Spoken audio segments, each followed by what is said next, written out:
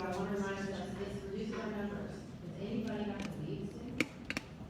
We can't Yes, lose we it. are. Yeah, we can't lose anybody in the middle of this project. And this is a big project, so let's prepare ourselves for a lot of discussion. I will say how to leave 11:05. 11:05, we got an hour and 10 minutes, we got this. Okay. All right, so we're going to hear from staff first, who is here to the left of the room for a minute. Jessica will be right back. Process is going to be similar to the previous one. We're going to hear from staff on their presentation and understanding of this project, and we're going to open it up for the development team and the architectural team to answer some questions. We'll have some back and forth with them, and then we'll discuss amongst ourselves. We'll go to public comment, and we'll vote. Are you ready, Jessica? Sure. All right. Okay, so this is the design review for the Cox Ashland development. This project is also required to go through the conditional zoning process from CBD to CBD expansion, but it's due to the size of the project. The project site, as you can see, consists of 4 parcels with a combined area of just under 4.5 acres. The project site has frontage on both Ashland Avenue as well as Cox Avenue and Federal Alley. So 3 frontages. It's outside of the traditional downtown core. The parcel that's along Ashland Avenue is in the intermediate height zone. Then the part of the project along Cox Avenue is in the tallest height zone. That's where we put that split due to the elevation change between Ashland and Cox. But none of the buildings are near those height maximums, so that's just informational, but not so really hard to review. The project also has another unopened right-of-way. You can see kind of down at this end of the project that dead ends into the project site. It's not developed, it's platted though. It's not used or anything, it is just a platted right-of-way. So with the proposal, there's a number of buildings you can see on the exhibit map. If you're familiar with the area, there's a number of buildings that will be removed, none of them are historic. Are any of them over 5,000 square feet? Do you know separate? Oh, no. So the site plan, this is a mixed-use development. As was mentioned earlier, there's 541 residential units. It's about 86,000 square feet of office and commercial space. And then there's a 5th building, so there's 4 buildings that contain these uses. They're about 5 to 7 stories, depending on the grade change, which is significant in this site. There's a 5th building that contains just under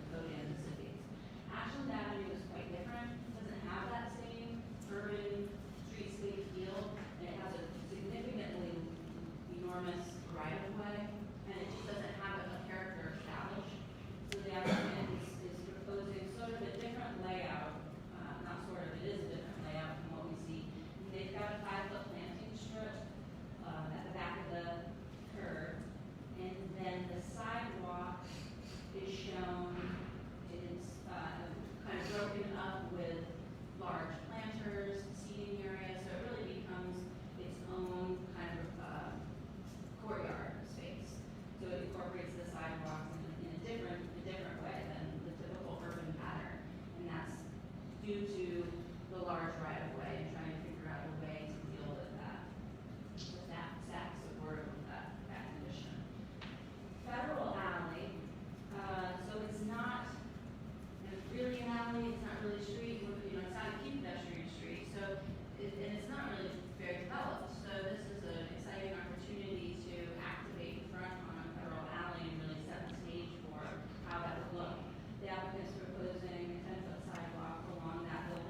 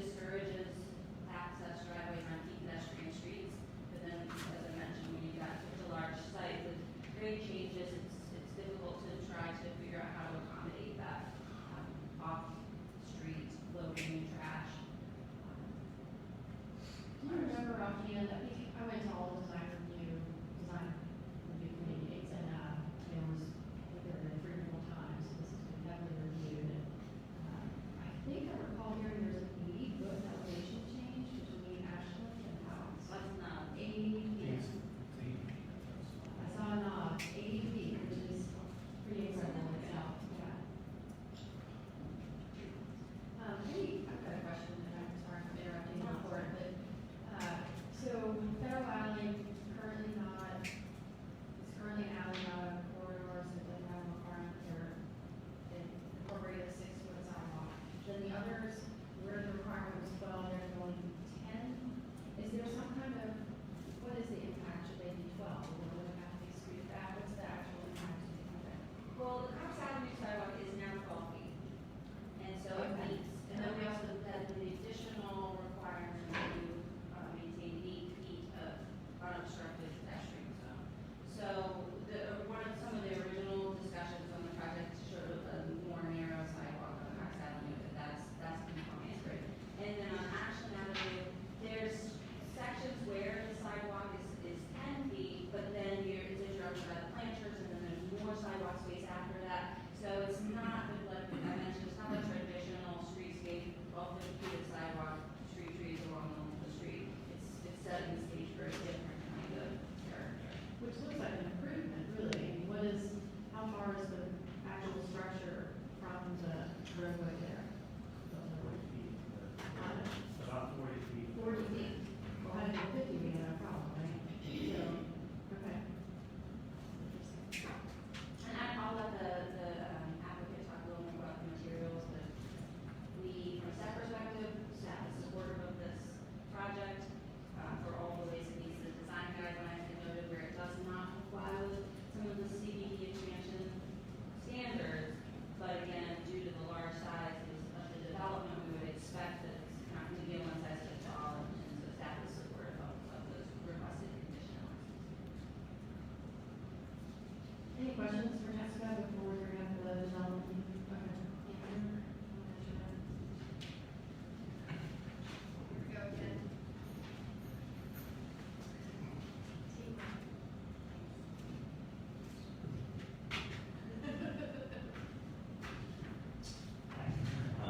So the Asheville Avenue is the city of Asheville maintained road, it's not North Carolina, which means that we own the problems and solutions over there, right? Yes. Okay. It looks like, future downtown commissions might consider a road diet on Asheville Avenue if Charles Street is successful. Seeing that's a possible thing that a future version of this commission might have to consider. So I'm looking at really large amount of space between the street and the building, and it's 6 feet well captured, and a really cool public space. But is there a reason the building has to be at offset, and we're trying to be using it as space holder? I guess that's my question. Is it a right of way issue with Ashland Avenue that needs to be that you can't really start on top of or something like that? Right away and utilities, correct? I'll let the designers talk a little bit more about that, they've got their hand on the details, but there's some complexities that will come to Ashland. It seems like a good solution to the problem, but I figured there was some reason that there was all that space that needs to be put right with one. That much public space on the cutting floor, so to speak, if they didn't have to. But that's really the positive area right there is probably a pretty neat way to solve that problem. Actually, this is probably a question for the developer, but, do we know how many trees we're losing in that center area, and then how many are going to be planted? So we don't require this conceptual stage of the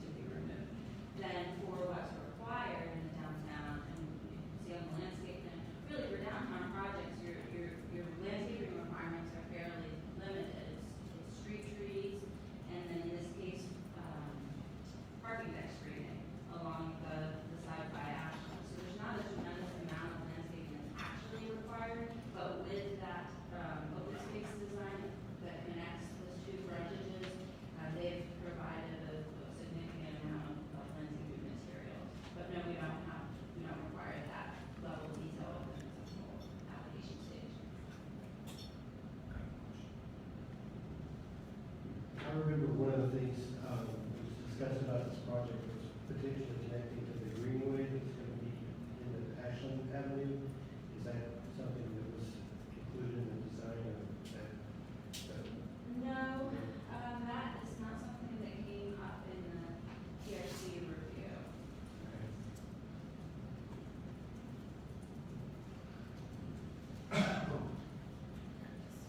But I can say that a lot of times when we have the greenway connections that they do go through an urban area, 10-foot paved path. Often goes with the sidewalk, so they'll be along Ashland Avenue, they've got at least 10-foot wide sidewalks, so if there's a connection point that would work out. Yeah, it just seems like it would be an amenity for the residents, you know. Is there like within the environmental impact component, like a sustainability piece that's required? I didn't see that in any of the docs, and I'm just very curious, just because it is a large project, it looks really great, but that piece is like haunting me a little bit. And I know that the designers put a lot of effort into how they're incorporating some of the stormwater features in that open space. And I'm sure they'll talk about how they design. Any other questions? We'll have the opportunity to ask Jessica more, but it seems like a good time to bring up the design team. Thank you.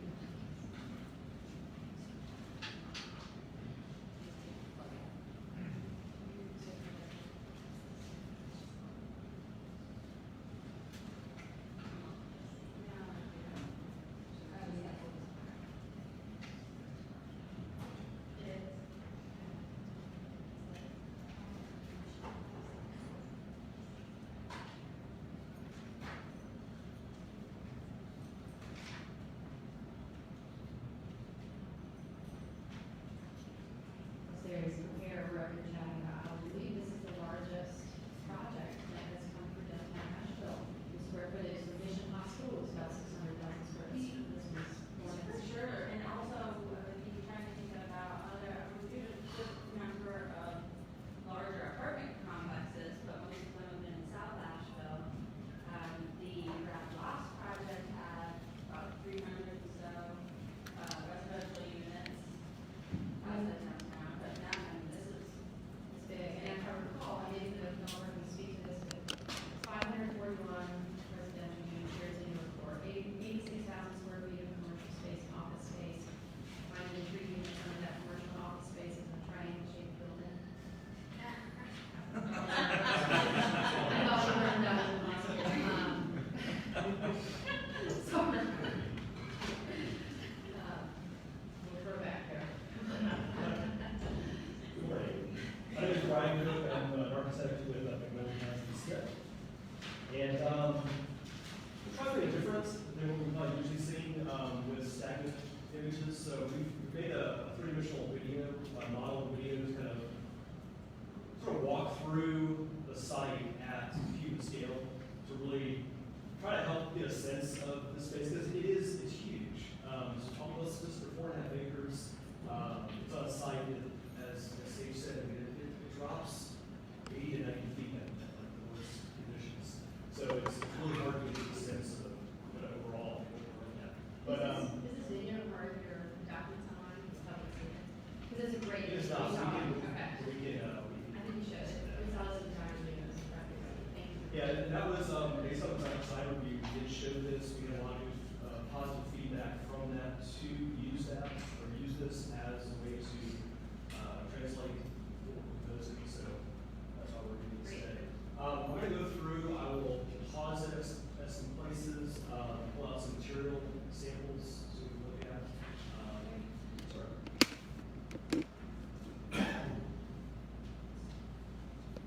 So just a little background, Cox Avenue, a lot of you may know, was the first quarter mile of Asheville. So you've got the Sawyer Building and the Chrysler Building, there's a ton of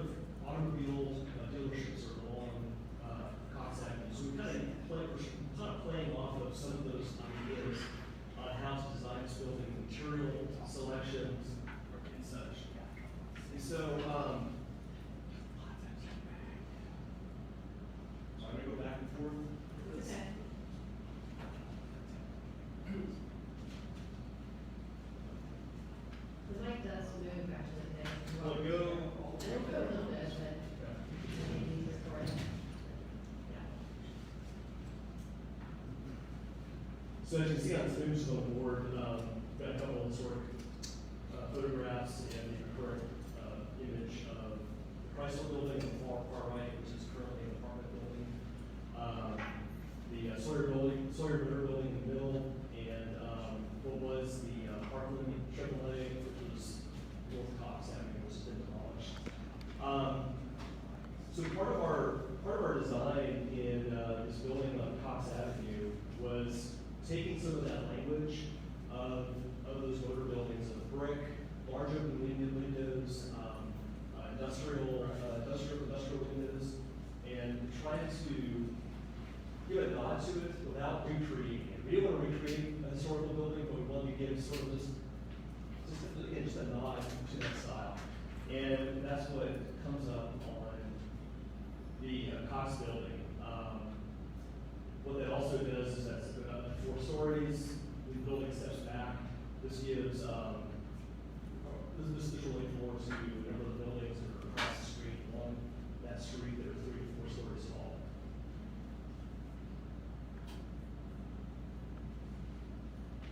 Such a great.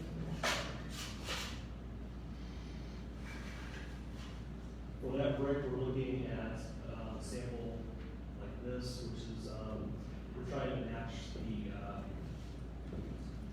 don't know, I'm really bored.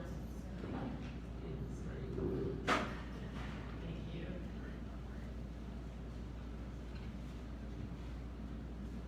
that brick's a close, similarity to the brick that's on the, sort of building.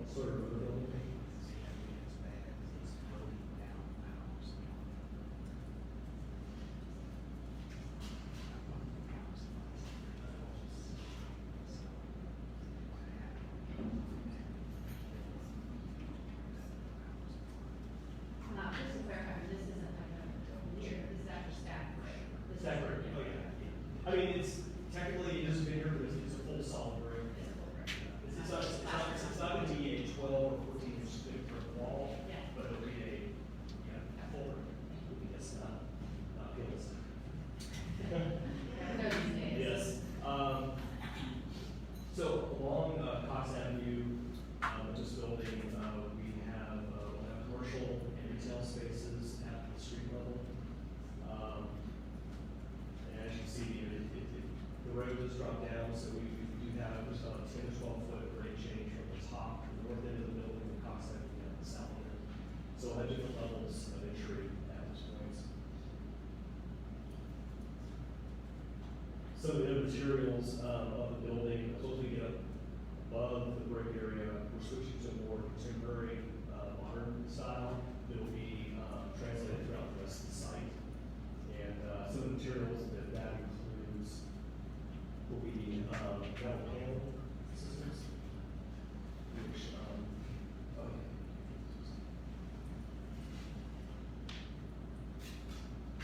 there are a couple of samples of colors.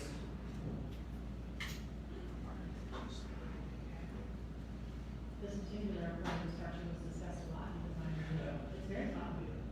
Yeah, so what we're trying to create here is this new modern building, but again, has that, has elements of some of the architectural fabric that's already on that road, and having the two sort of blend and slide together.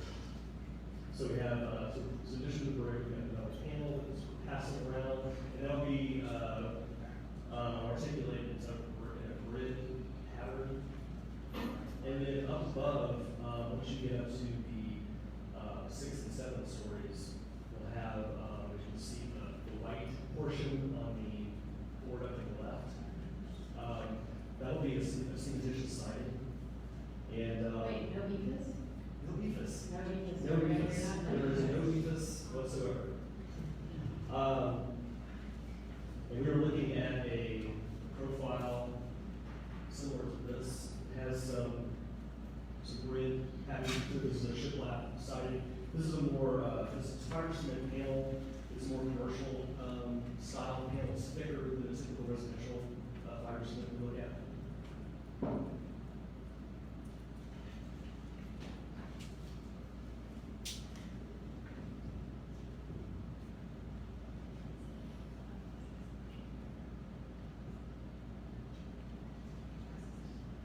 The street level commercial spaces,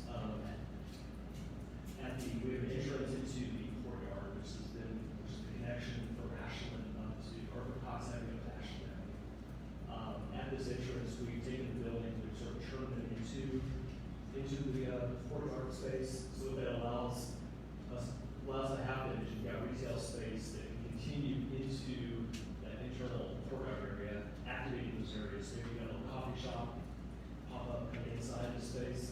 So these aren't just commercial spaces that are only on the street level or the street side. And this continues around the other side of the building as well.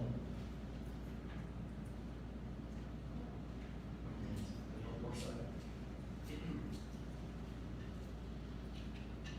As you're going through these spaces and highlighting the ground floor retail, it would be helpful to me to understand where the general public has access to and where private residential places are restricted. So that looks very public, right? That's very public. And that's gonna be very public,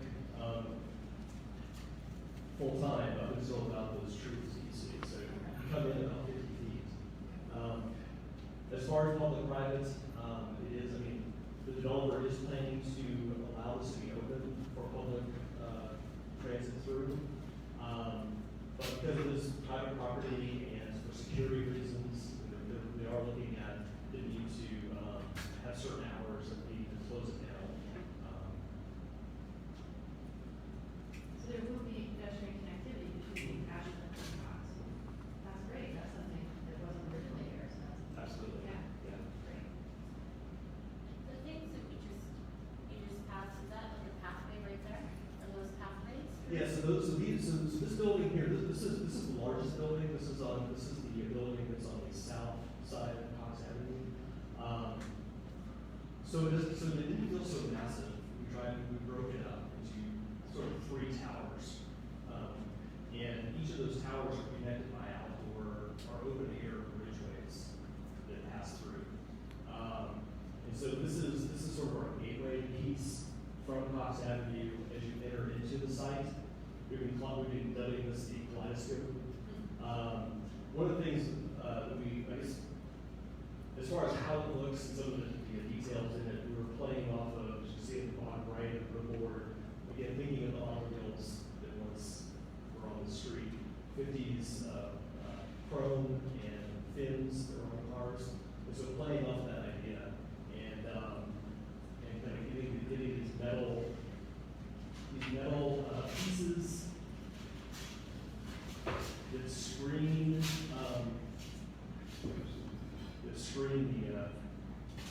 the walkway. And so we're looking, for those areas, we're looking at a variety of perforated metal pieces. So we have colors. Is that the actual blue? It may not be the exact, but just knowing that, we'll have colors. And so I have a variety of pieces. And so the reason we call it the kaleidoscope is the idea is that as the sun passes through in the morning or the evening, hopefully there'll be some exciting shadows and colors at play on the sidewalk, on Cox Avenue, coming into the employment space, which is just something fun. And so this is sort of a gateway into the internal piece of this property.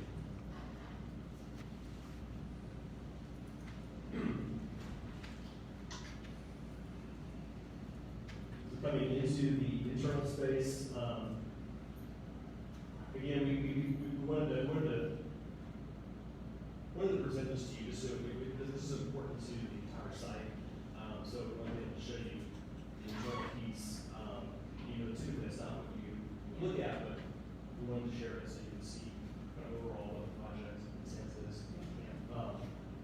Coming into the space, there's a number of just activated pocket parks, places where people can gather, have meetings. As you're going up the hill, the ground level units, apartment units of the buildings open up onto the green space, so you're not just walking by a large wall. Coming up in the center of the space, this is a large open area with plaza and green space. And I'm going to let Matt Sprouse come up here and talk a little bit about some of the internal space. So, great.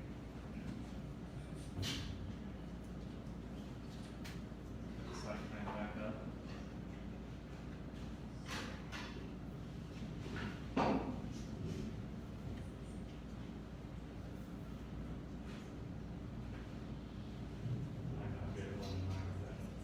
I'm Matt Sprouse. I'm the executive studios for the landscape architect on this project. I'm the reason Steve is the reason. So like Brian said, there's a pretty sizable internal component to this, or sizable open space component to this. And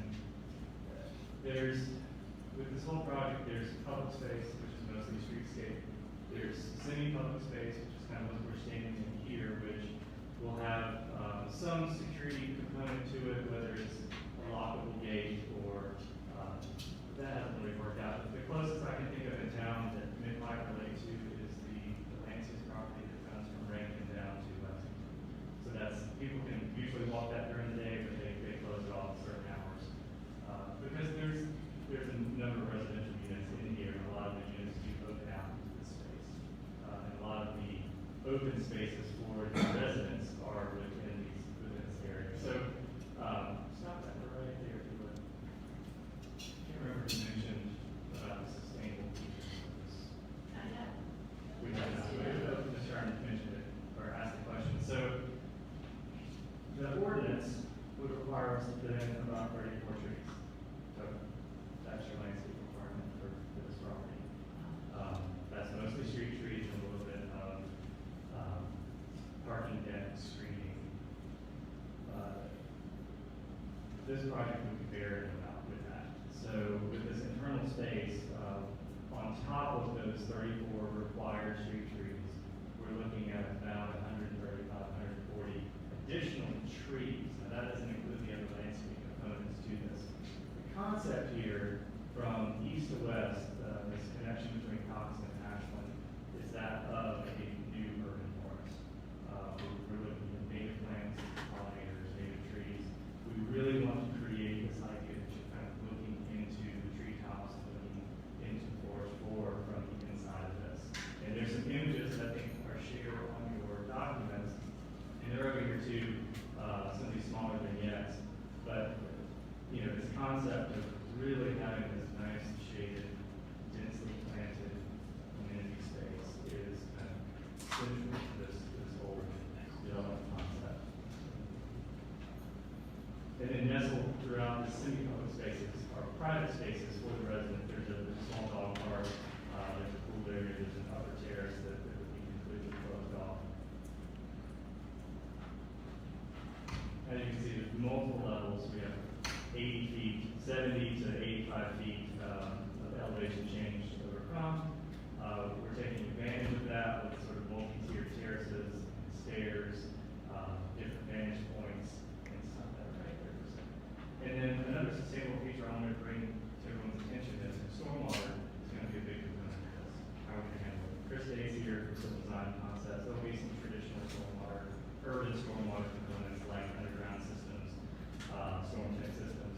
But we also want to bring it to surface, and the client's really committed to having some form of surface stormwater control, rain gardens, things that we want to educate the public about, the right ways of doing this. And so the central plaza here, you can see on your handouts, you're kind of at the top of that terrace, but you're looking at one of the stormwater components there sort of to the right. So as we're draining into this, we're trying to make it a feature and bring it to people's attention. Are you speaking to net zero or not on that level? We always have to have a balance of pre and post stormwater. So the pre-development of the impervious surface that we have versus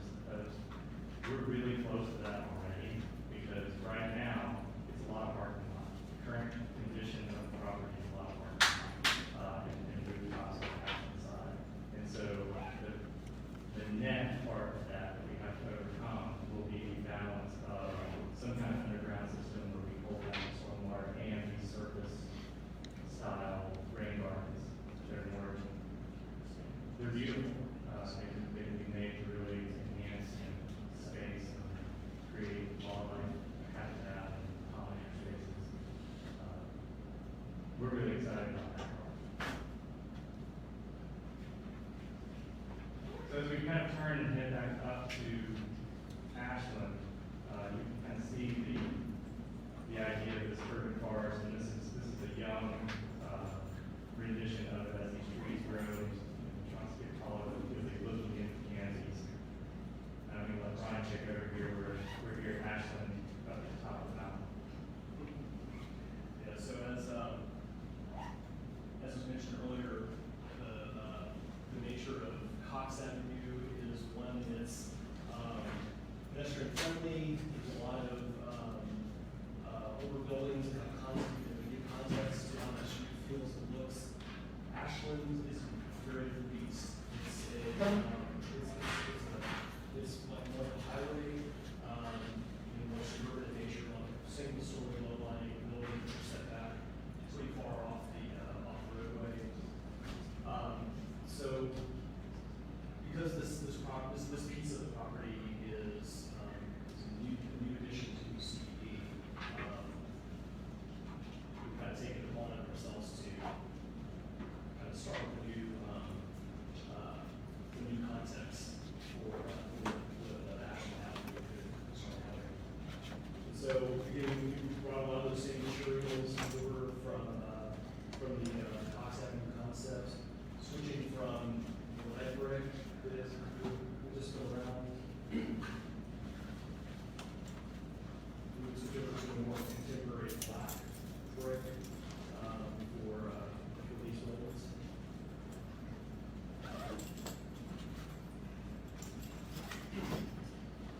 And then again, metal panel. Similar to what you saw when you went around, this time just slightly different colors.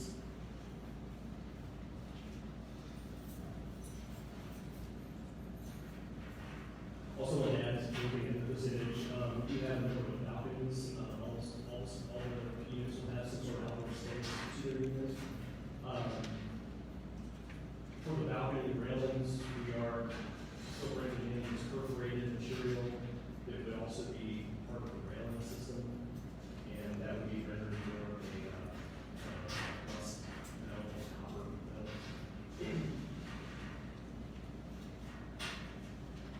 This building, first two levels are dedicated for commercial office, upper 5 levels are residential. To the right, the little nook, that's the loading area that was discussed earlier. So trash pickup, loading, there's a restaurant area, delivery, that's pulled off the street into underneath the building into a delivery area. That's great.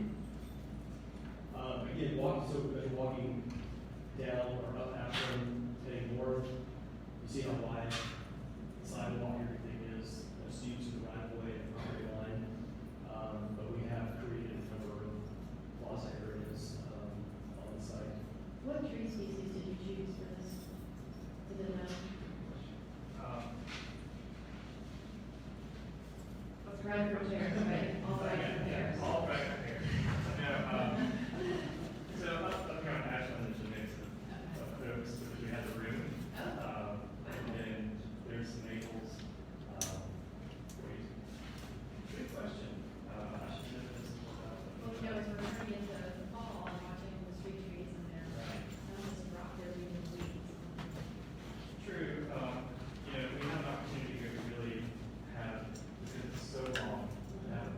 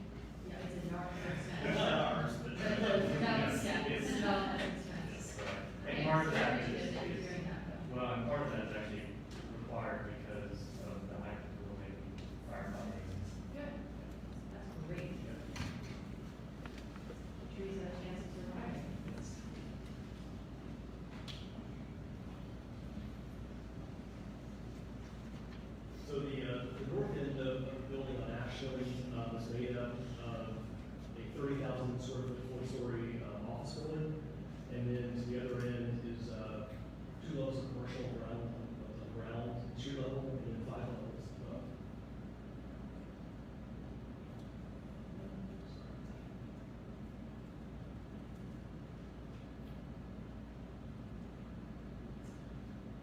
So then the other building at the south end is the same. It's first 2 levels of office space, upper 5 levels of residential.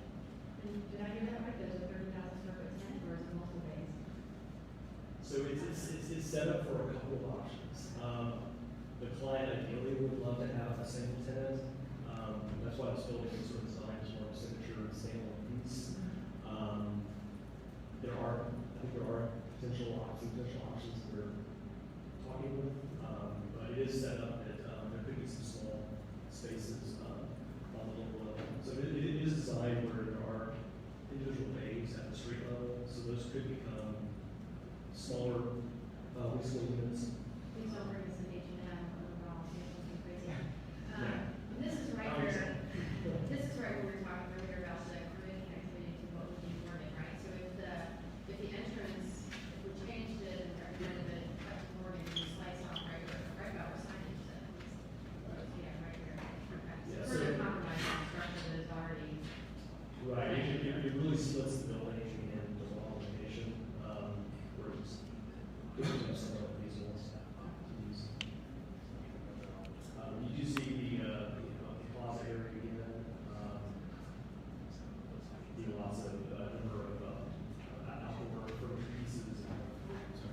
Yeah, I also wanted to comment about the driveway, if it moved with just this parking space, this plaza space, which has a lot of potential for public activity and function, so just another reason to keep the driveway where it is.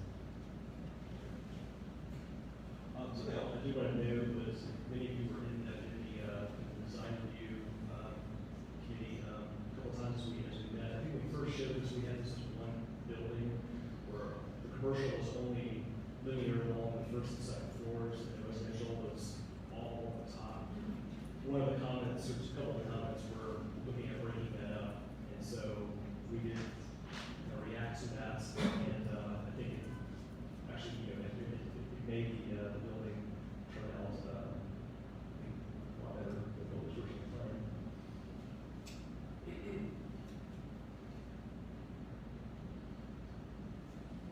So there is the entrance to the parking deck. So this is just over 1,000 car space, 8-level parking deck. And as you see, it's, it is hidden. We have it's buried into the hillside, working with the natural topography, and then it's screened by buildings and existing and newly planted. Can I interrupt you for 1 Yes. minute? It appears that our microphones are back. Sorry, I'm watching them in the corner. They're gonna make it, this is gonna make it so much easier. Okay, everybody, grab your mics. 1 second here. Back. Thank you to the gentleman in the corner that made that possible. All right. Is it working? No, I think you're gonna turn that off. Sorry, right in the middle, but it'll be easier for everybody. Yeah, we're good. Thank you. Sweet. Yeah. Thank you for this. All right, let's keep it. Okay, so continuing down towards, Federal Alley. This, as I mentioned before, it's not an alley or a street, it's really a back of house, delivery area right now. What we do hope to provide here is new activation on the alley, providing, some sidewalks along there, and then, what this is all apartment units. So that's not commercial one? Not commercial. It reads like commercial. Yeah. Okay. Live, work, nothing, is It it? could be live work. I mean, they are, those would be spaces that only have entrance at the street level, whereas the upper units would enter through, internally through the building. So those could be used as live work. And that's the 6-foot sidewalk, is that right?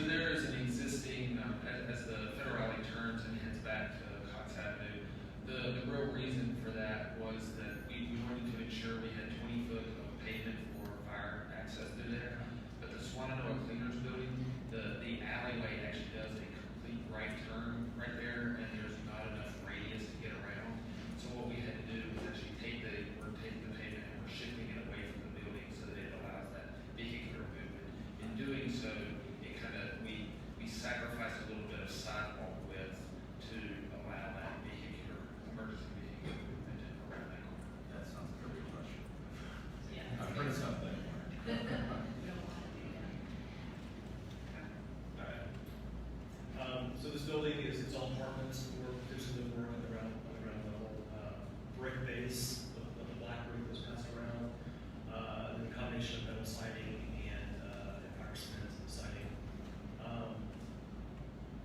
Because this alley is so narrow and these buildings are really tall right there, we didn't want to have a very flat, kind of too intrusive of a building up there. So we looked at ways of pulling some bays out and providing some color elements to keep it playful. And what we're hoping that achieves is kind of the variation of colors, so it adds some movement as you're walking down the street. You get a different view, a different perspective from the building, depending on which way you're coming downtown. Was there a reason that you didn't buy any balconies to these? We're really tight to the property line. I mean, we could do with air rights, but that was, That's complicated, Yeah. yeah. I understand. So, I'm just looking at the time and I don't have to leave here with my kids, but my main question, I love this project. I am freaking out over the lack of access, for people who do not use their legs to walk. You know, with the grade change, I don't see ramps, and I'm like, well, this is just for people who have the ability to use their legs. that's a great question. And that's a challenge that obviously we have in the city with topography. But the way this development is designed is somebody, if you're in the building, you can access all of the spaces through the buildings. So you may have to go up an elevator to a level that comes out onto a mid-level that's outside. But somebody that is challenged can get to any of the spaces. But they'd have to know, and if they were, just a community member, navigating that could be amazing. Right. Whereas for someone who's able-bodied, they don't have that Yeah. additional hurdle to Yeah. manage. Yeah. You know, I inquired about this early on in the design review because I knew that it was potentially an issue, and if I understand correctly, there's a requirement to provide ADA, accessible space in the interior of private property. Nor was there a requirement that you allow it to be a connector and pedestrian access to the public, right? So that you're going a step beyond allowing the public to move throughout the property, but then It's just able-bodied. Well, Right. there is a requirement for accessibility within the property if you have amenity spaces. So any of the amenity spaces, which would be just any of the outdoor spaces, the different terrace levels, the pool deck, all that is accessible through the site. It may not be via a ramp or a direct route, but it is accessible. Regarding the public of accessing or coming through from like Asheville down to Cox, it does become a little more challenging. well, 80 feet of elevation. Yeah. Ramp could be just like. It would be all ramp in. What's the slope for ADA accessible, is it 112? Yeah, that's what we call it. That's at a minimum, or maximum with handrails. Yeah, so I just, like, whether they make it 900 foot ramp. I mean, Yeah. I picture it was in front of the mall on Town Road, and it would just be like, Yeah. So I mean, it is a challenge, but we did try to meet accessibility, I think in the best way that we can for the site. Yeah, it's much improved. It opens up all the amenity areas for somebody. We've made great strides in that since the first iteration I saw. And we're almost done with this summer, so wrap up. So, well, you kind of zoom out now so you see sort of the overall bird's eye view, which gives you more. So massive. This is amazing. Yeah. So you see why we decided to try to show it more at street level. It is a big site, a big project, but trying to bring it a little more down to scale, what it would actually look like. So this development does provide buildings with a lot of open space, trying to create more of a campus type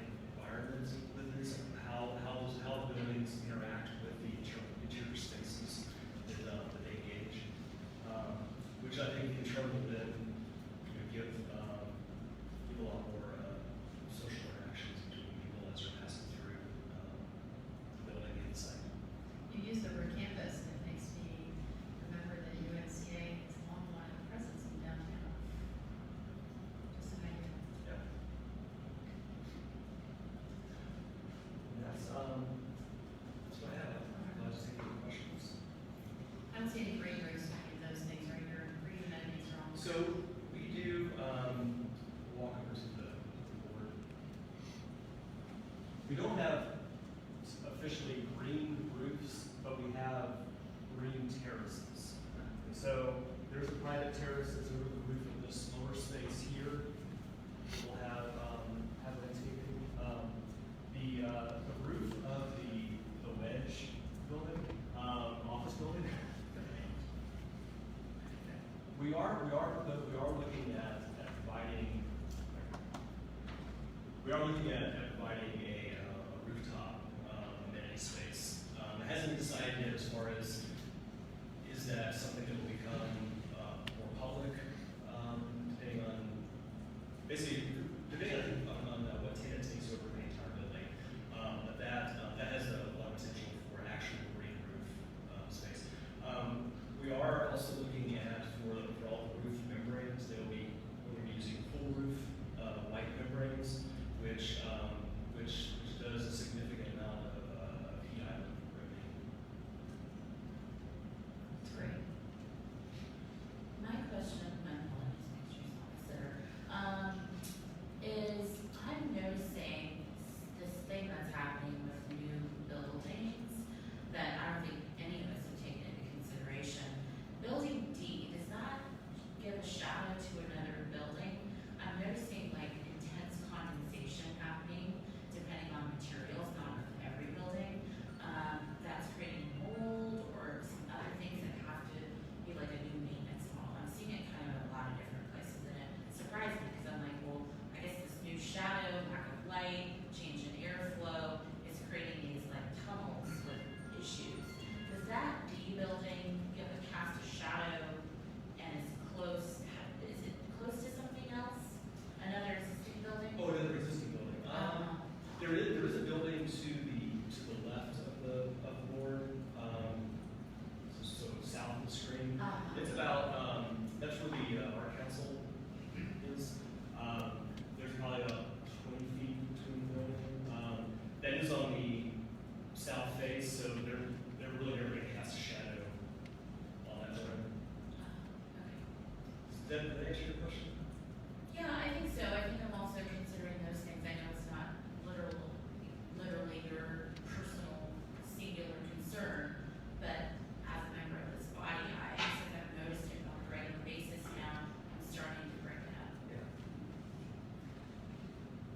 Yeah, I think most so the way the shadows will be primarily cast will be on themselves, the buildings on themselves, and to the right of the page, where there aren't as many buildings will be affected. Can you speak at all to the actual residential components, the makeup of the bedrooms?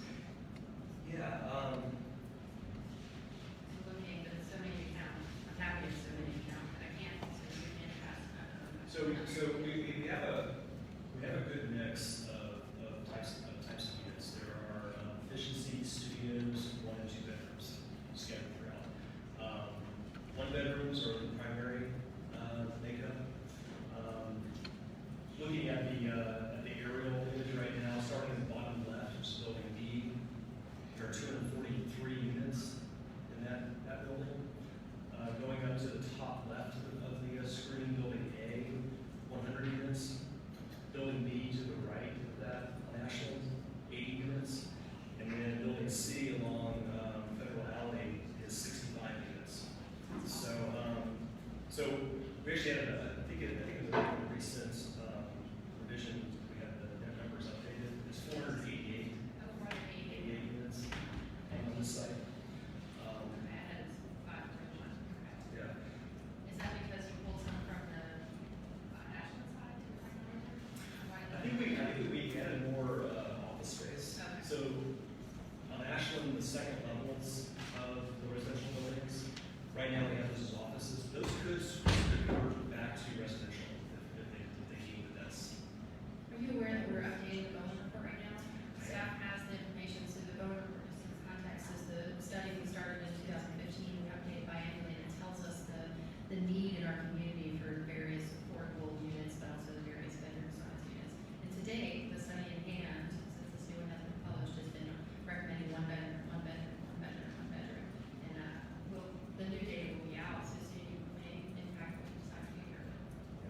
very much in line. I've seen the number, and I think, from what I understand, the number of rental units that the city needs by 2020, this will meet about 15%, or fill about 15% of that gap. We have 10 Yeah. minutes until we have to do something. I have one more quick question.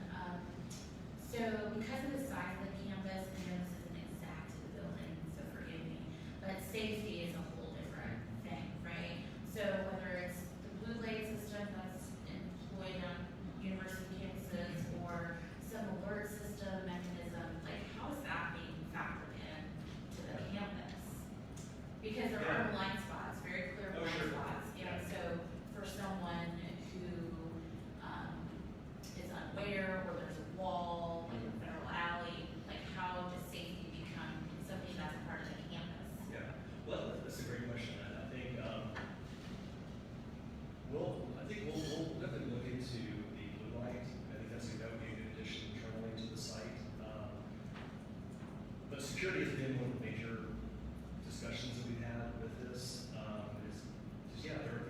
There are a lot of corners and spaces, and so what we tried to do was really get as much activity on those ground levels, whether it's units or commercial spaces or just active units. So hopefully there's always eyes on the ground. And like any neighborhood, it's like the more eyes you have and people watching out, looking out their window, just hopefully the more just more involvement, and it would help with safety. But that is something that has been a concern.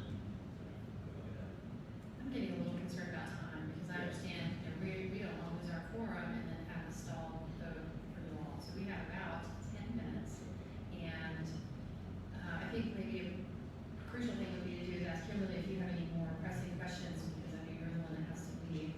As far as time, we do have another separate agenda item on this for the impacts of downtown. I'm not clear if we still need that second item. Can we not? I'm just trying to. Okay, because now if I could, I've not done this before, but give a little hand out in the public if you are going to have a public comment on this. Okay. Okay. All right.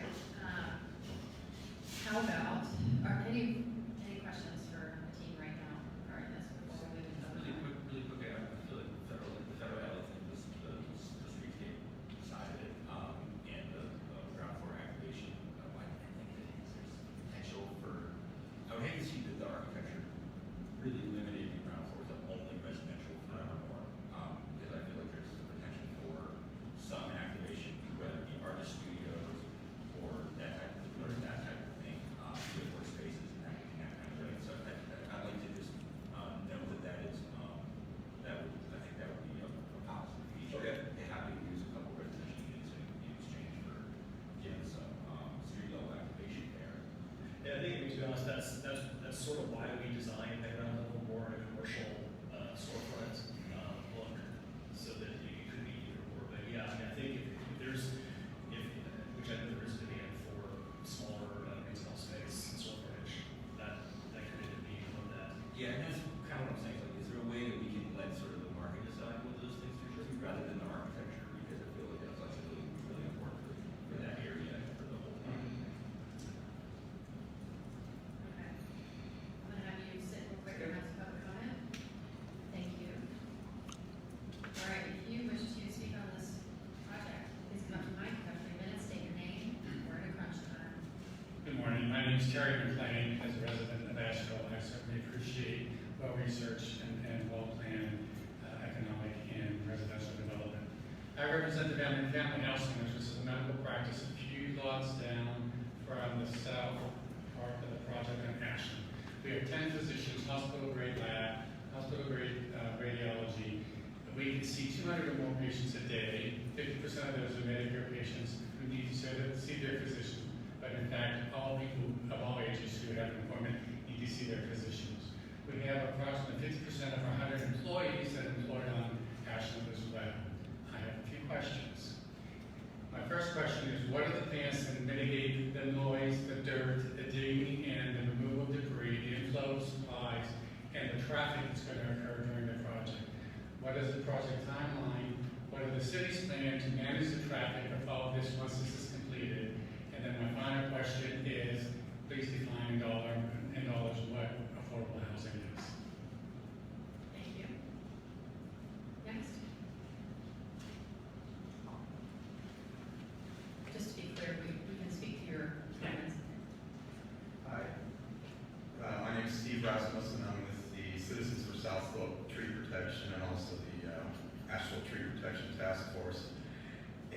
we have been having a number of discussions with both city council and the developers about the issues that I think downtown commission needs to consider to frame the larger context of this. And in that regard, I'm just going to pass this around real quick. These maps are from the 2018 comprehensive plan, and what they show is that the south slope is in the middle of the worst heat, some of the worst heat island areas in Asheville, some of the worst areas for stormwater and flooding risk, and also some of the lowest income in the city. So a lot of our discussions have gone to tree preservation in a related project, which is Collier Avenue, Collier Woods. You're not considering that today, so I won't go into it. But as part of that, we've been discussing the difficulty of stormwater on Cox Avenue. The place floods like a river every time it rains, as any resident will tell you. It's sort of the stormwater drain for all of downtown. It just all floods down Cox Avenue into what they used to call Nasty Branch down at the bottom. So what I've been discussing with Matt in particular is the possibility of not just meeting the city's net zero stormwater addition, but also reducing it. I know he's very interested in that. I don't know how far along those discussions have gotten, but I think in the larger context, downtown commission might want to consider recommending that as a possible change in policy as we go forward into these times of severe climate change. And as the comprehensive plan points out, this is a big problem we need to address, and the best way to address it is by keeping our trees and planting more. Now, the South Slope area is denuded of trees largely, except for the portions we're talking about, and it is a substantial loss of trees along Ashland that this project would induce, which again is why we're very much talking with Matt about this, and I'm very pleased to see that he's adding so many trees. In the interest of time, let me move on real quickly to affordability. I'll just. Actually, sir, if we could, that would come into the second agenda item. Will we have time for that? Yep, we will. Great, then Right I'm now, we're glad just to, talking design, but we'll let you come back up and Absolutely. excellent. All right, thank you very You much. can just hang with us, great. Any other public comment about the design of this building? Come on up, we're curious what you have to say. Well, first of all, I would just say, I own a property next door, it's down the slope, and I bought it with a partner, when it was vacant, and there was nothing in this area. We converted one of the buildings to artist studios. We have 22 artists and the Arts Council in there managed it for us. We also have Open Hearts, which is an art group that does, a nonprofit that does art for people with disabilities. And we also have a CrossFit gym. We also have put in a bicycle tour group and a contractor in our property. So I might be biased because we're next door, but I would say that this is probably the best project I've seen designed in Asheville. I think it's not Odell. Check, right? So I don't know what more you want. I mean, it's got residential units, it's got office, it's got public space, and the design is great. I think Matt said there's over 100 additional trees, more than the city requirement. We're using advanced stormwater techniques to make it more environmentally friendly.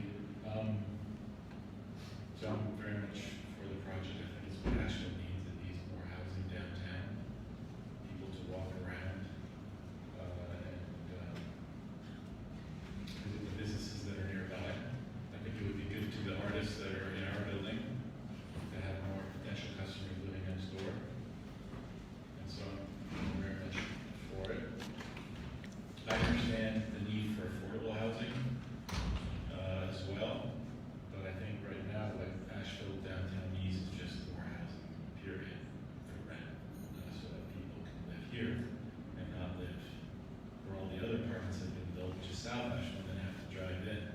So if anything, it would be more environmentally friendly for people to live downtown and walk to work, walk to where they want to do business. So I'm very much in favor of this project, and I hope that it gets fast track to approval so that it gets started. Thank you. Thank you. Would anyone else like to speak? We've recounted, we do have a forum. My name is Celia Dury. I live in 100 Cox Avenue. So I'm a neighbor.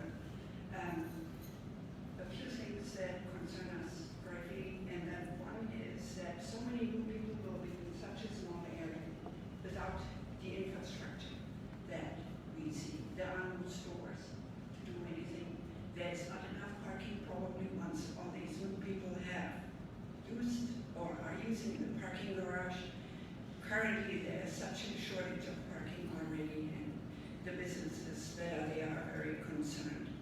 And another concern is that the many steps are not compliant with ADA.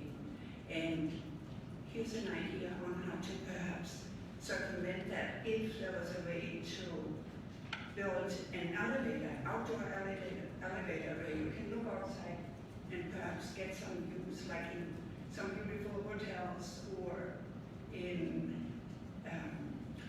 Lisbon at one of the big bridges, there's an outdoor elevator, and it's actually an attraction for tourists. So I don't know that we want more tourists in that area when we already have 1,000 more people there to expect every day. But those are two of the main concerns we have right now. And in the interest of the shortage of time, I'll just stop there. We have realized that we do have time now, so thank you. Without really losing our forum, we have enough.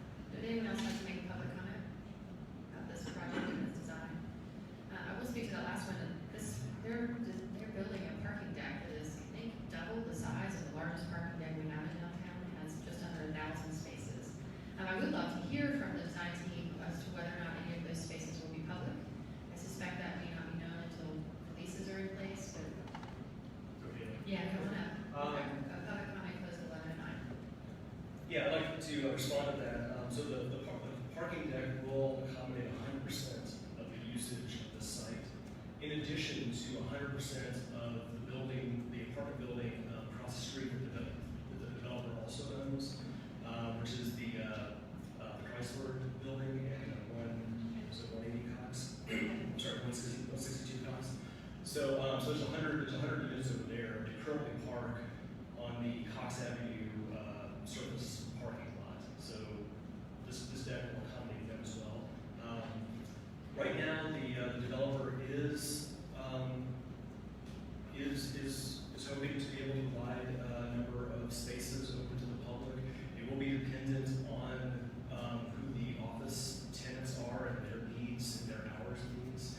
If it's typical business hours, then they hope to be able to open up a number of spaces to the public in the evenings and weekends. How many parking spaces per level of the parking? It's about 100, 110. And it is sloped. I noticed in the designs, it's not a flat structure. It's not easily converted in the future. I guess. Okay. I want to point out one other thing about our timing. We do have city attorney here to discuss the moratorium, and my understanding is he will become unavailable 11:30. So we will have a second agenda item about this, but I'm going to suggest we move it after the moratorium. We're going to shuffle some things, but for now, let's try and get through this one. Are there any other questions, comments, or concerns for commission? No. I think take a look because we rarely get to say all the things that we like about projects. Yes, please do. This is cliche, but it does check mark boxes for everything we ask. As for density, we asked to balance that with green space and sustainability.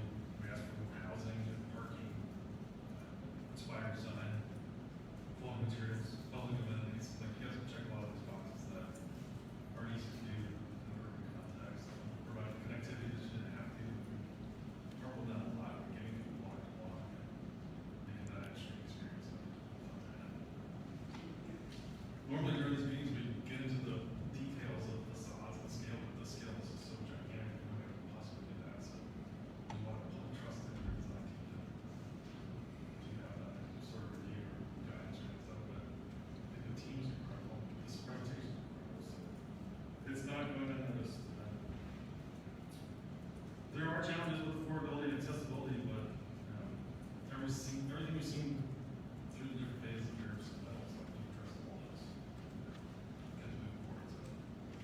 appreciate it, listening. And Ashland Avenue, like, no one's ever treated that like an urban corridor. Like, that looks like a real building. And Federal Avenue. In the CBD. And Ashland struggled with being part of the CBD. So I understand the concerns about getting from here to there. This building's gonna be like, on that street, but they can provide what that vision for that street is gonna be. And you're setting the standard. You're setting the standard for what a pocket neighborhood can be downtown and for what the core of Ashland is supposed to be. So it's a lot of pressure. I'd like to echo that. I'm really thankful to see this project come through, very excited by it. I'd love to see more projects like it. I have a great appreciation for the team coming through the design review committee so many times and working with everyone along the way and making improvements and making recommendations, doing things like adding additional trees when you didn't have to. I think all those steps went above and beyond. And I think as a city, we're lucky to have a project like this. And I think other cities would welcome it and incentivize it and do everything they could to help get it through. So I just want to echo my appreciation for the team and the insightfulness of this very dense infill project on mostly surface lots with dilapidated buildings. It's great. Any other comments? We want to try and make a motion? I've got one. Ready? Make the motion. I move to recommend approval of the design for the development of Cox Ashland. Any conditions, criteria? I'd like to add just that we recommend that the potential Department of Transportation input on the grid across from Morgan Street be allowed as designed and out of respect for the community input and the impact to the structure itself. That was really too long to ask your question. Well, all you're proposing As is is. has no changes to the design. Well, then we can just say. No changes. With no changes to the design. I would second that motion. Any further discussion? All in favor? Aye. Anyone opposed? Yay. That's great. Congratulations, good luck. I understand you're gonna move quickly now, and I hope this project comes together. I know it doesn't fall apart, but we're very excited to see it happen. I feel like you're building a whole new part of our community, right where it should be. Thank you. Okay. Commissioners, can we jump to, do we still need a second agenda item? Andrew, you said you wanted. Sorry, we're gonna talk about use and impact? Yes, so just a second. Okay. So I'm suggesting that to have the opportunity to speak with Brad, the city attorney, about this next item, we're to shuffle it, I know it's a little. That's fine with me. Okay, okay, That's when we get both of them. okay. So Mr. Rasmussen, on the request, we are going to come back to that. We're Okay. going to utilize the very difficult to get time with our city attorney to talk about the moratorium. I suspect you may have something to say about that too. Okay, so we are moving on, we're rotating around to, what do we have on here? Development moratorium for hotels. There are some links on the agenda that are presentations to city council and presentation to PED. Sir, if you're ready, You guys want to have a discussion? and then just ask questions. Yeah, I'll just say good morning. My name's Brad Brown, National City Attorney. I was asked to come speak to you guys and more than anything, perhaps facilitate the discussion and answer questions that you may have. I can briefly preface this because I think I've spoken quite a bit publicly about it at this point. The presentations that we've already given to the PED committee as well as to city council this past week, I think have outlined some of the major details regarding what a moratorium would look like. Generally speaking, this comes about in the wake of a fairly constant stream of hotel projects, not just hotels themselves, but in relation to the other types of projects that we're seeing.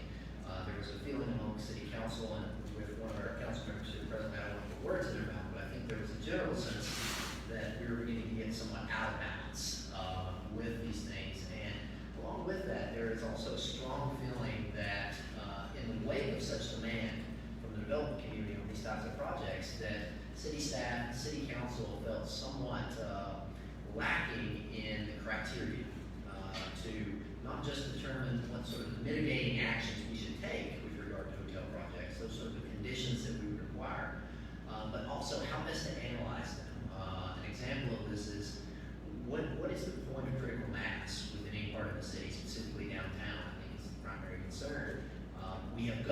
about those things, but it's very difficult for us at this point, without the data, without the analysis, and without the land use policies in place, to be able to make those decisions to properly advise city council, and then for them to make the kind of decisions based on real data that they want to make. So this is the environment from which we have been discussing this possibility. City council has been reviewing this as an option, and we plan on taking this up at a vote, a final vote, following a public hearing at the coming council meeting agenda. So I'm happy to talk about any specific issues that you have. I'm happy to answer any questions about the process. I will turn it back to you to ask those things. Thank you, and thank you for being here today. I know you're busy.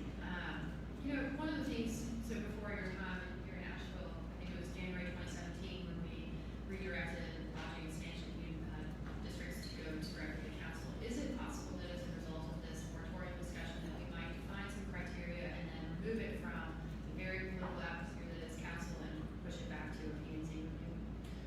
I would say at this point that everything is on the table with regard to that. The goal is to take such a fresh and comprehensive look at this that we would not be precluding any of those options at the forefront. We really don't want to get overly involved at the initial stage to say this is what we want the end product to look like. We really want to go through a very specific process of collecting that data, not just from technical experts in the field, but also the public at large, and see where we really stand at this thing. So I think all of those sort of review standard options, as well as land use rules and criteria, are on the table, and they should be. And I see on here that there's a community engagement plan that says would likely entail establishing a stakeholder group and would like to encourage one or more members from this downtown commission, since that's primarily where the hotels land.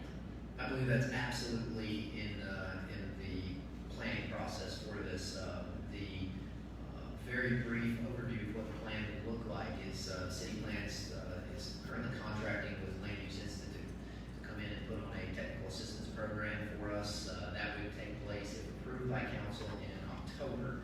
It's about a 6-week process for them to go through, and they have a public engagement process as well. The goal would be for them to provide some analysis, both internally and with the public engagement, to provide a recommendation to staff about some general policy guidelines, and then staff would spend an extended amount of time analyzing that themselves with fairly heavy public engagement, with the end product being some recommendations to take to council to provide a new framework for this. So I think there's going to be multiple opportunities, both from perhaps the Land Use Institute's perspective as well as a staff analysis for members from this group and similar groups to be involved in that process. I have a question. I know that we've got some different slices of lodging uses. We've got a bunch of different categories. Now, are we going to know what, are we going to go into this process knowing exactly which slices of lodging are going to be included, or are we going to come out of the process knowing which slices of lodging are included? It's an excellent question. So to start the process, if you want to say that there is a start to this, it's really the implementation of the moratorium itself. And in order to have a moratorium, you must determine what it is you're actually moratoriuming. Okay, so in that situation, city staff has recommended to council for their consideration that category be hotels. Now, hotels currently have 3 different designations in our UDO. Those are extended stay hotels, they are large and small hotels. Now, the small hotels does not include bed and breakfast, and I will point out, I think notably, it does not include short-term rentals. We feel at this point that it was inadvisable for a few reasons to include as the total category lodging, which has a much broader reach than simply hotels. A lot of what we were seeing in terms of the problematic analysis that we were having was specifically related to hotels. We feel like we've done some ordinance changes within the fairly recent past dealing with short-term rentals, and cutting into that full lodging slice would have pulled in some other issues such as bed and breakfast, similar things that we weren't homestays, that we weren't really having the same problem with. So at this point, the recommendation from staff is hotels, which would encompass those 3 categories within our UDO. What happens to the projects already in the pipeline? They're already in the review process, like the Star Building today. It sounds like it doesn't get to council until after this potential moratorium adoption. Will they be able to retain their open application for this up to 12-month period and simply come back right away? So the answer to that is going to be, unfortunately, it depends on a couple of factors. Let me say this, that those projects that are not hotels, if approved based upon the recommendation that staff is currently making to council, would be unaffected. Which means I know the Star Building, perhaps I think there's still some consideration about what the final product would be characterized as, whether or not it would be a lodging or a specific hotel use. There's some leeway in that still, I think. So those projects which are not hotels, which do not fall into one of those three categories, unaffected, regardless of what step of the process they're in. With regard to hotels, any hotel project that currently has what the law calls a vested right in their project would be allowed to continue as well, unimpeded by this. Now, in order to gain a vested right, you have to either have already received approval by City Council for a rezoning, or you must have received a building permit. So those that have perhaps a by right development, we don't have a lot of that in Asheville, but if you've received a building permit, or you've already received City Council rezoning approval, you're unaffected by a moratorium, and that's by law. We don't have the ability to circumvent that. There is some gray area for certain projects that have gone through a certain portion of the full process that may qualify for a vested right. That gets into certain details that it would be hard for me to hypothesize about without having specific details.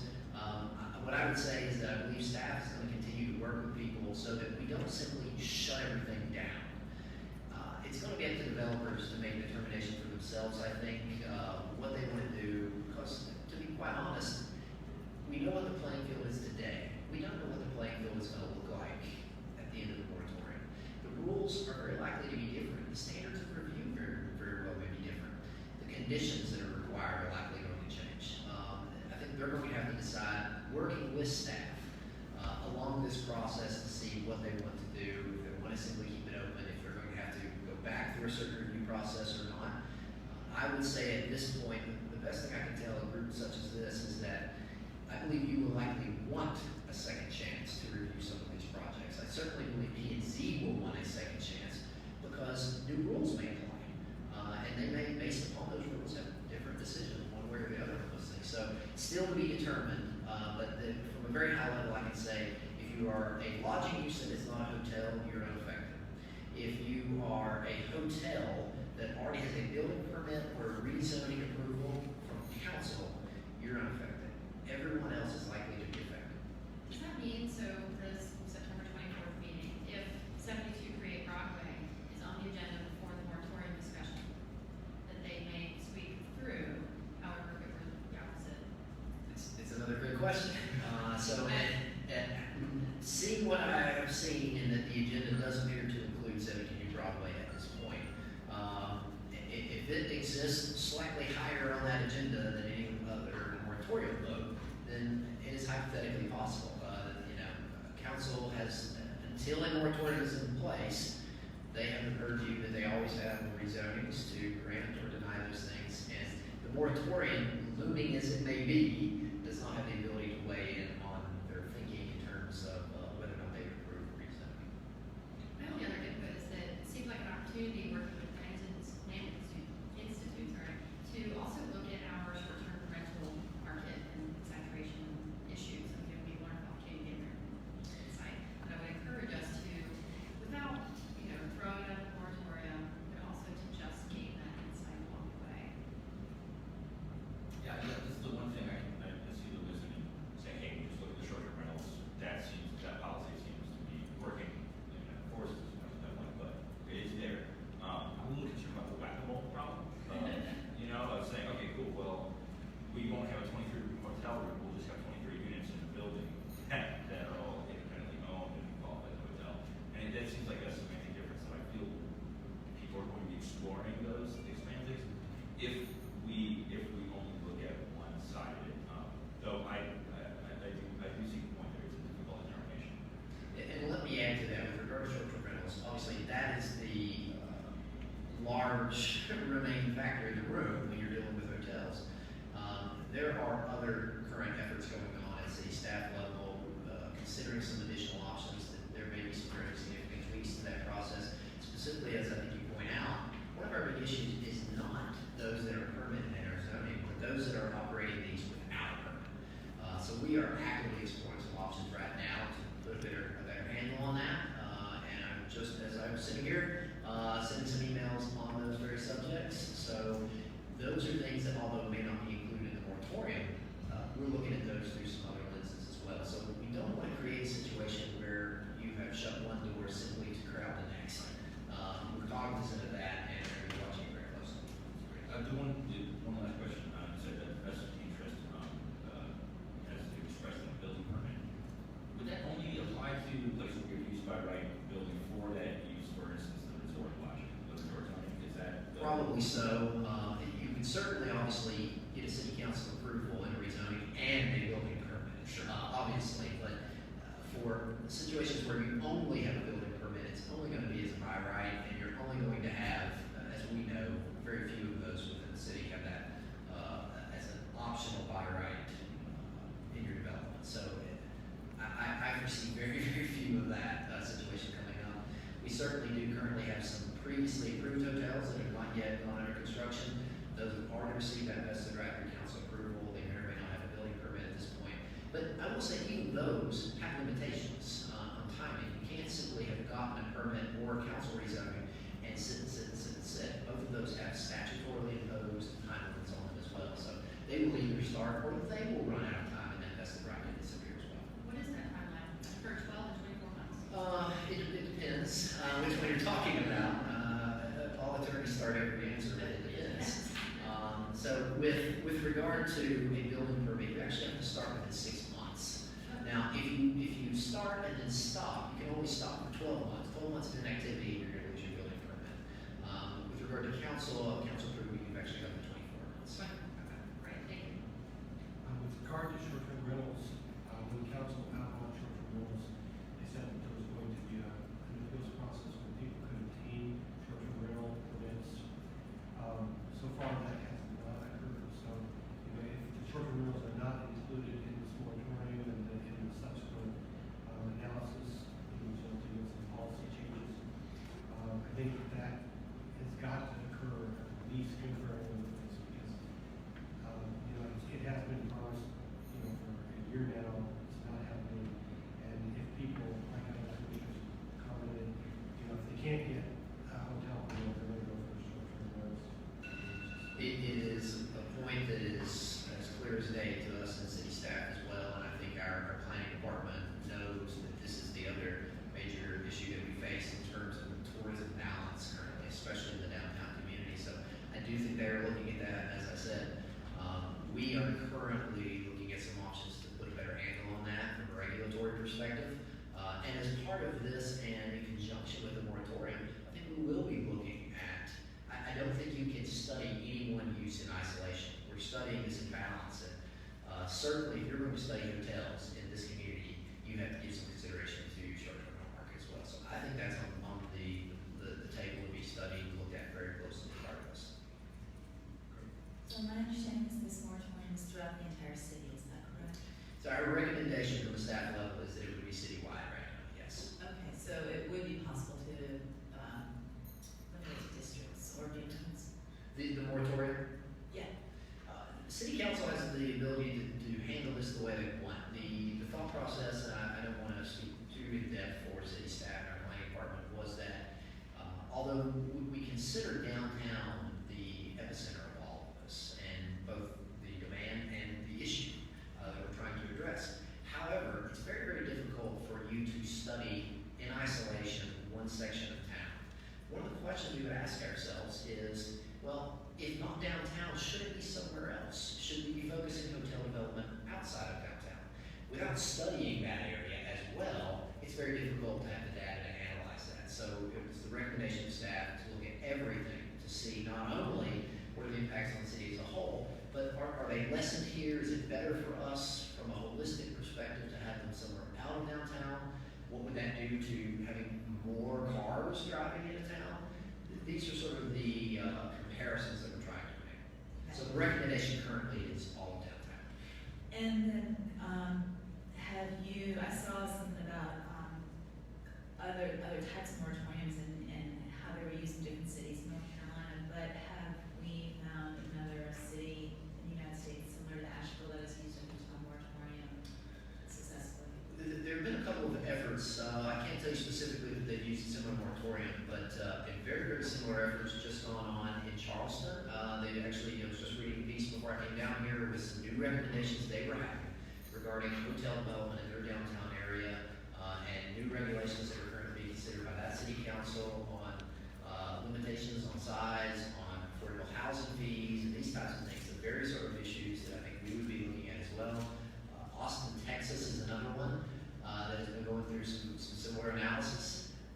This moratorium is one tool that we have in order to effectuate the broader process that we're trying to do, which is a study. We have to empower both our city staff and our city council to make these decisions correctly and based on real data. And that's really where we're trying to go. So if we felt as if we could simply do this on the fly, we wouldn't need the moratorium. The moratorium allows us to push the pause button so that we can do the real work, which is the study and planning. That's great. I hope that some result of this is to get a better understanding of where the balance is. You missed the conversation earlier, but right now, if this project that just went through our review comes online, we're about a 50-50 split of hotel units to residential units in downtown. And, we'd love to figure out what healthy balance is. Us as well, and I certainly think that that is the goal of city staff, and council has expressed clearly a desire to look very closely at this. So that's the goal, and we don't take things like moratoriums lightly. This is not something we throw around. We're trying to respect our legal limitations on that, but also do it in the wake of a clear need. Welcome to Asheville. This is your first day. Happy to be here. And I just want to say thank you for the nice having a refreshing and informative city attorney. I'll second that. It's been really great. It's nice to have you. I thank you for your work. I appreciate those comments, and it truly is my pleasure to be here. It's only, I mean, not the group, but us. Thank you. We appreciate it. Thank you. Okay, so, is it a good time for public comment now, guys, right? We're gonna have a little public comment on this item.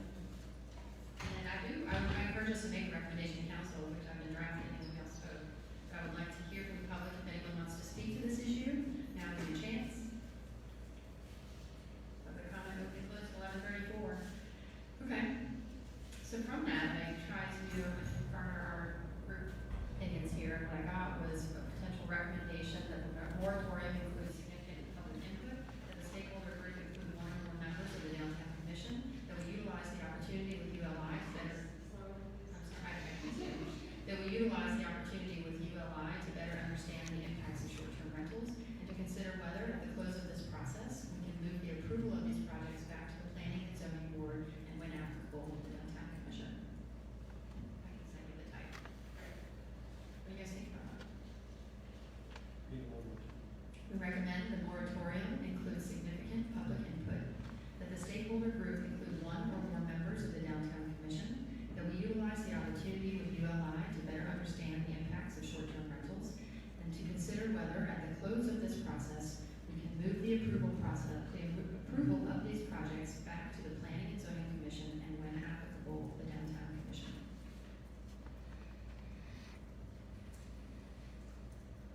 Can I get a second? Any further discussion? All in favor?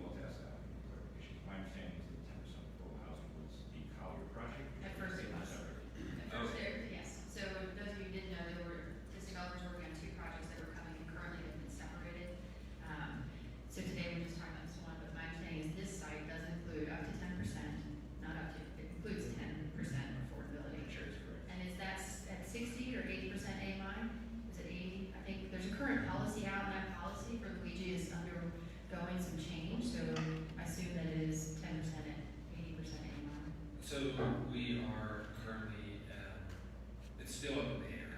We are in conversations, the city's in the process of changing the land use incentive grant policy. So we're working with staff on that. At this point, the conversations have been the 80% AMI, but they have also included the acceptance of vouchers. So that is.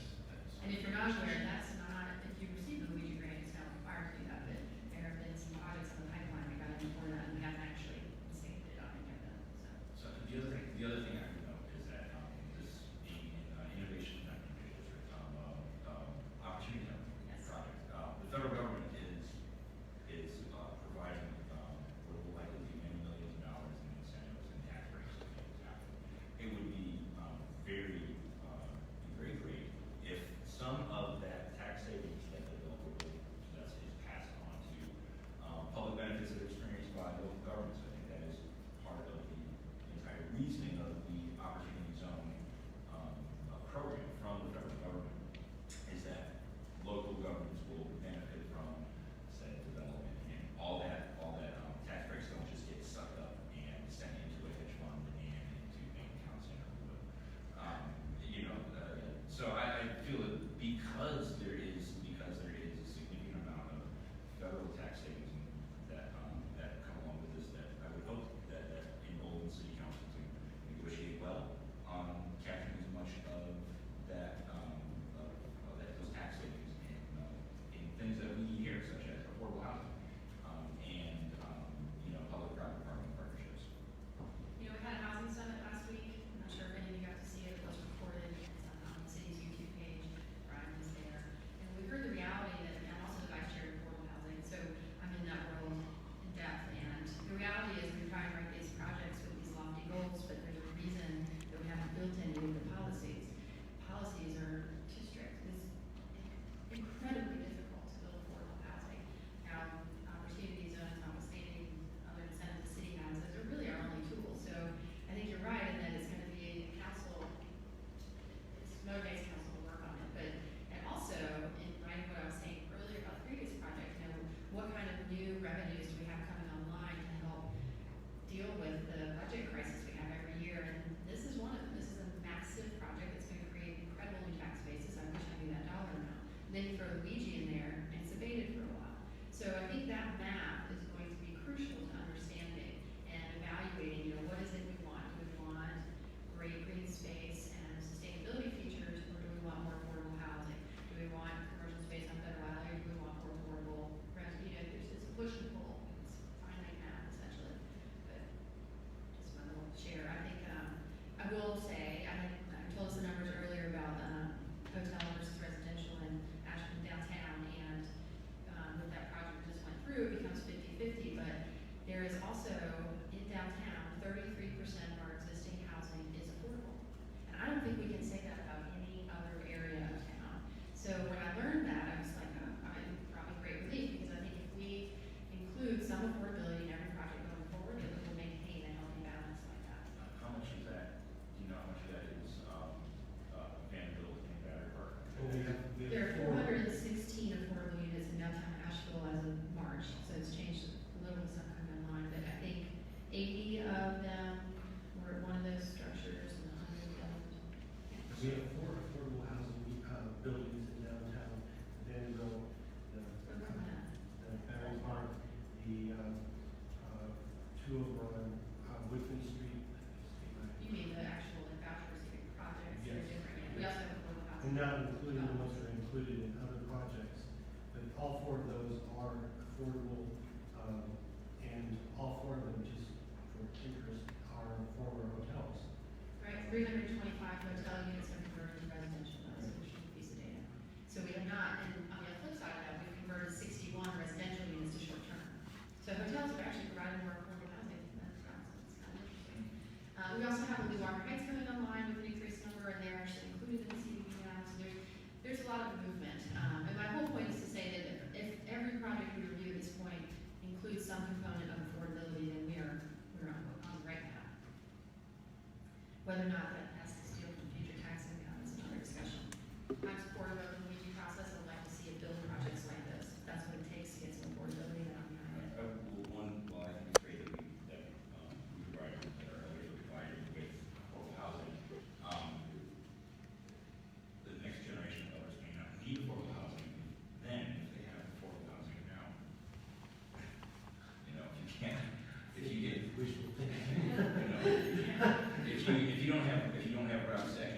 test, and you're stuck acquiring affordable housing for your entire life. And, so there would be a further burden on those types of resources later if we don't start doing things for the workforce affordable housing now. They are the same problem expressed at different points in a person's lifetime. This is true. Okay, so, do we want to try and make a recommendation on this, anything, or, you would want the second agenda item? I have a, Okay, go for it. I'll try.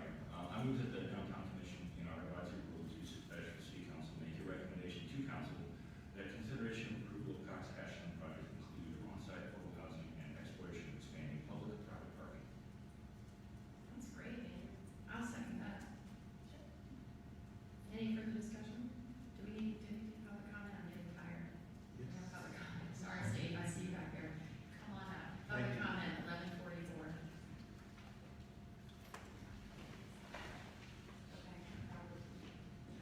All right, thanks. I am very glad that the developer has settled on 10%.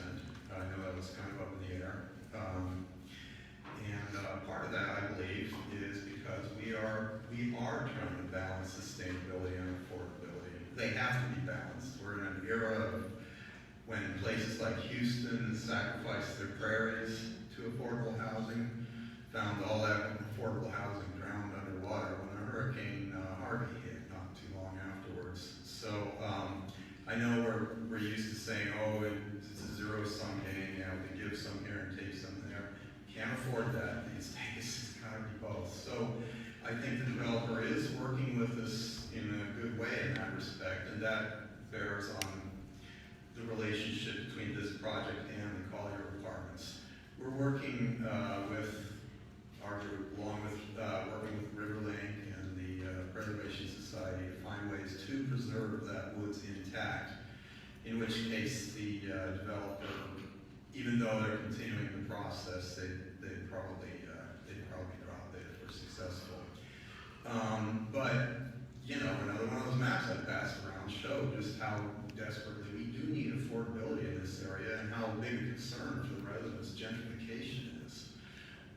The more affordable housing we can put in projects like this, the better. And at risk of getting lynched by the neighborhood, I have been told that one possible way to squeeze more affordable housing into this project, because I know it's a difficult bunch of balancing of costs, would be to reduce the parking garage. I don't know if that's true, but that was the understanding that was passed on me.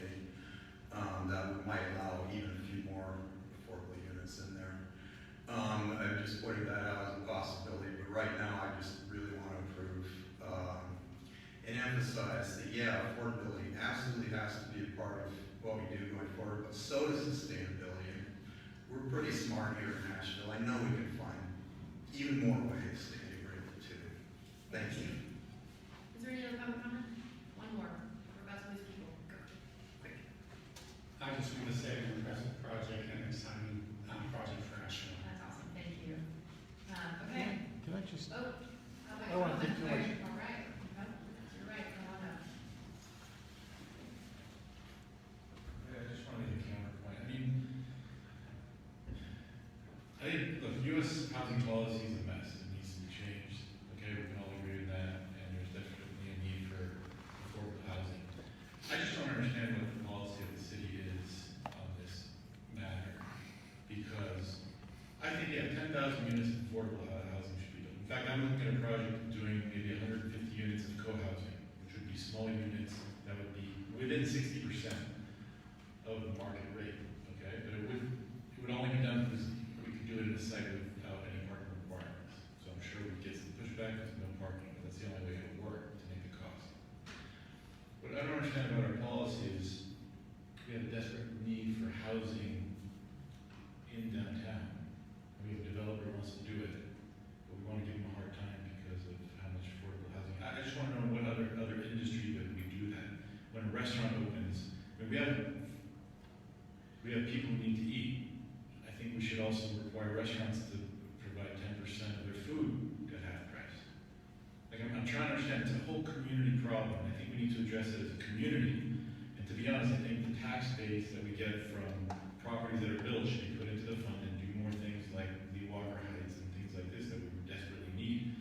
I just don't understand when we have a good project that we say, okay, they're gonna do 10%, I think that's great, and I don't know the incentives involved, but there are some times where we try to get developers to do 20, 30%.